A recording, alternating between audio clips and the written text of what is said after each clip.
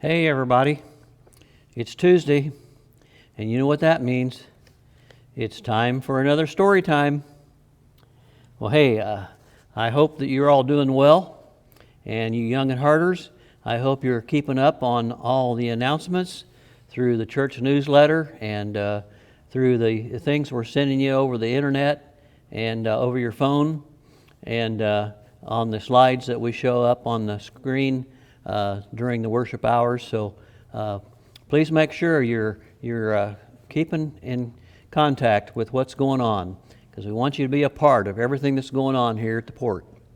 All right, well, today's story is a short one, and it's called the Lacrimatory Lesson. That's a big word, lacrimatory lesson. And you're probably wondering, what in the world is that? Well, I wondered too, but this is a good story no matter what it says there, okay? It's a story from Charles Farrell, and he had trouble. He had several kids, and he had trouble with these kids crying all the time. And so whenever they would start crying, he would tell them, hey, wait a minute, I've got to go get a jar. That's what the lacrimatory was. A lacrimatory jar was something special, and we even find it in the Bible. He said to the kids, I need to go and get this jar because I want to catch your tears, because they were all crying. And so he would purposefully take his time in finding a jar to collect their tears in, and by the time he found one and came back, they had stopped crying. They were all calm, cool, and collected, and so it worked, having this jar. Well,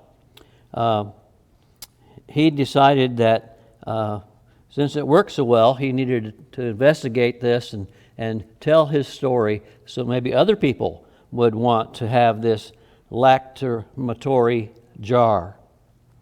Well, in Old Jerusalem today, you can still go to the city and buy one of these jars to collect tears in, or you can use it for something else too, but that's what it was originally used for.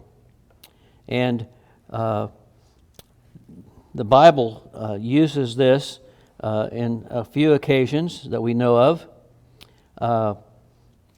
The women who cried at Jesus' feet may have had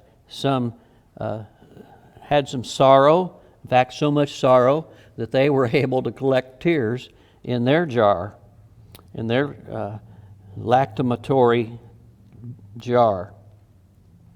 And in fact, there are several occasions where the Bible talks about tears, and Jesus knows all about our tears.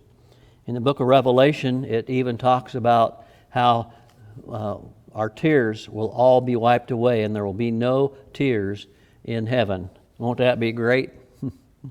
All right.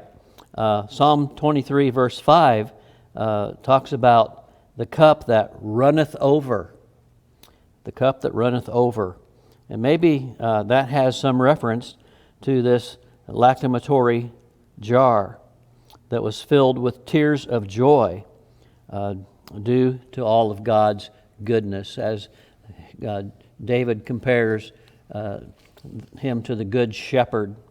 The Lord is my shepherd. And so anyway, that's the story about the lacrimatory jar. And so maybe you'll want to run out and get one and collect your tears. I don't know, but wouldn't that be something if every time we cried, we collected our tears and kept them in a jar or in a bottle? Well, I'm glad. I've been shedding a lot of tears here in my later years of life over just little piddly things sometimes, but that's okay, because you know what? Jesus shed some tears too. In John chapter 11, when Lazarus died, it says Jesus cried. And so it's okay. if you cry now and then. It shows where your heart is. It shows your attitude. It shows your genuine caringness of other people. So I hope that you will care for others, and even if you don't shed tears and collect them in your jar, I hope that you will show the presence of Christ in your life and the way He's blessed you by being one of those people who shows care for other people. All right, well, that's my story for today. I'm sticking to it. So we'll see you the next time. So long.